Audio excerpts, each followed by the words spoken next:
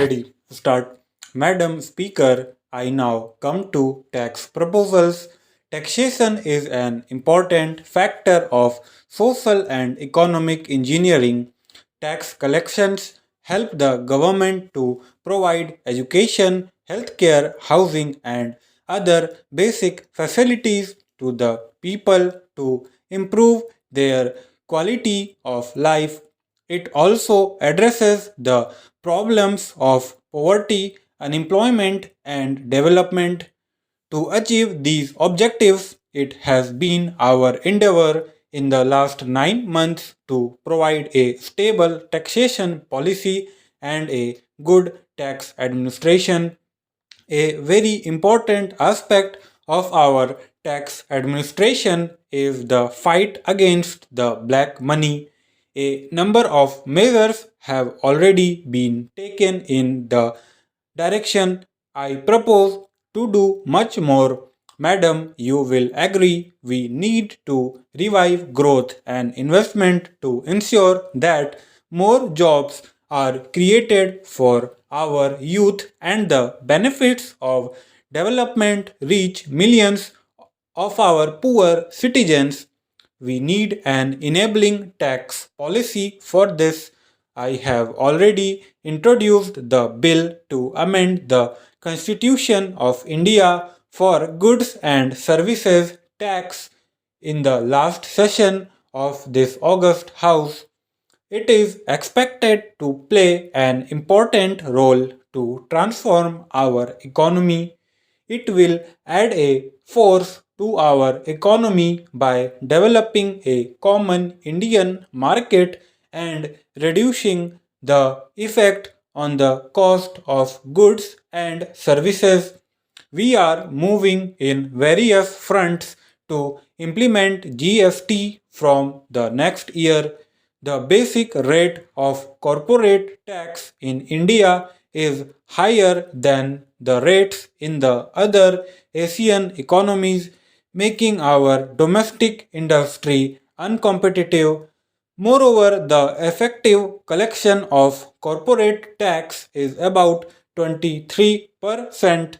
We lose out on both counts. That is, we are having a high corporate tax, but we do not get that tax due to excessive exemptions.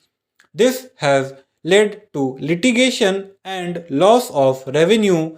I therefore propose to reduce the rate of corporate tax from the present 30 to 25% over the next 4 years.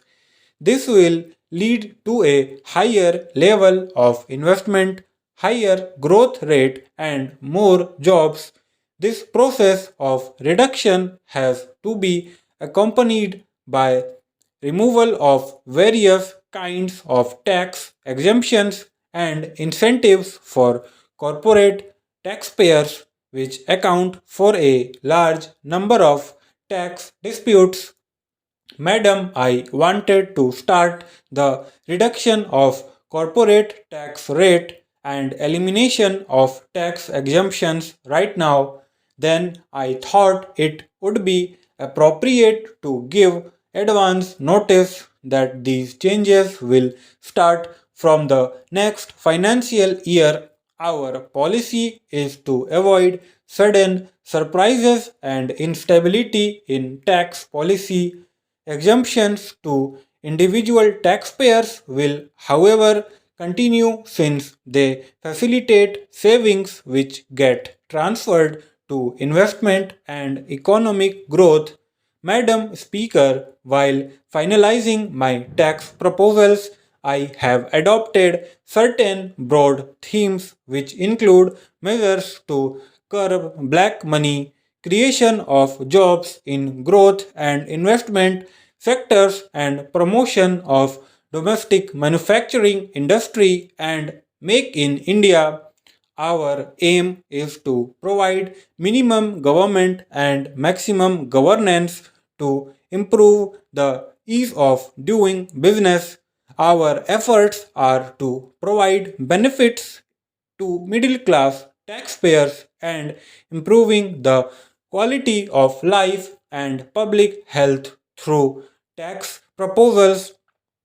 The first and foremost pillar of my tax proposals is to effectively deal with the problem of black money which eats away our economy and society. The problems of poverty and inequality cannot be eliminated unless black money is dealt with effectively and forcefully. In the last few months, several measures have been initiated in this direction. A major breakthrough was achieved when the government authorities agreed to provide information in respect of cases investigated by the Income Tax Department. They also agreed to provide such information in a time bound manner and agreed to exchange information between the two countries at the earliest. I would like to inform the House that investigation into cases of foreign assets has been given the highest priority, resulting in detection of large amount of unreported income. As regards domestic black money, a new and more comprehensive bill will be introduced in the current session of the Parliament. It will enable confiscation of Benami property and provide for prosecution. This bill will discourage holding black money in the form of Benami property, especially in real estate. A few other measures are also proposed in the budget for curbing black money within the country. Madam Speaker, with your permission, I would like to highlight the key features of the proposed new law on black money. Firstly, concealment of income and assets and tax evasion of foreign assets will be prosecutable and a penalty at the rate of 300% shall be levied. Non-filing of return of foreign assets will also be liable for prosecution with punishment. If any foreign exchange or any property situated outside India is held against the Act, then action may be taken.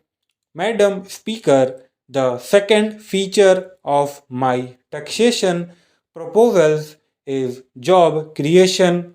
I propose to undertake a series of steps in this direction to attract capital, both foreign and domestic, to generate greater employment opportunities. It is proposed to extend the benefit of deduction for employment of regular workmen. The condition of minimum 100 workmen is being reduced to 50.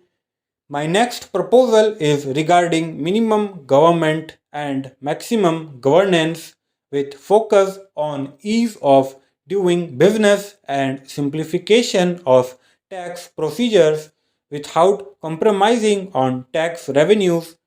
The rich and wealthy must pay more tax than the less privileged.